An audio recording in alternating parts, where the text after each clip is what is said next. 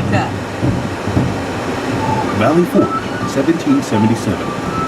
For 3 years, the colonies of Great Britain have been at war with the mother country, but it was going very badly. Hello, and welcome to Valley Forge National Historical Park and to the encampment tour. As you tour the park, you'll hear about that famous winter and the people who suffered here, the conflicts and choices people had to make, and ultimately, the transformation and achievements that make this place a symbol of strength and determination to this day.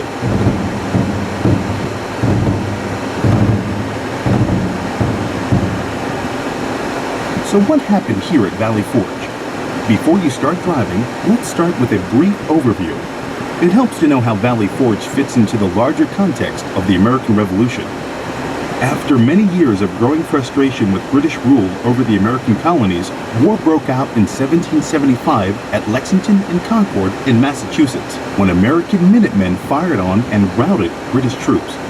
The Siege of Boston and the Battle of Bunker Hill were interpreted by the Americans as victories. However, these battles may have been signs that the British had not yet taken the rebellion seriously enough.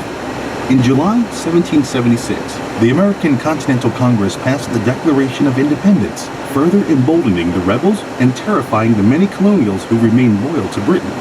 A month later, an immense army of English and Hessian troops landed in America with orders from the king to crush the rebellion. By the autumn of 1776, the British Army, the most powerful in the world, had forcefully pushed General George Washington's greatly outnumbered force of barely trained soldiers to the brink of defeat and now controlled New York City and the states of New York and New Jersey. By Christmas Eve, General Washington was faced with the choice of dissolving the army or taking one last desperate action. The Continental Army made an audacious and dangerous crossing of the ice-filled Delaware River and won astonishing victories in New Jersey at Trenton and Princeton, buying a little more time from both an increasingly concerned Congress and also the skeptical and restless troops.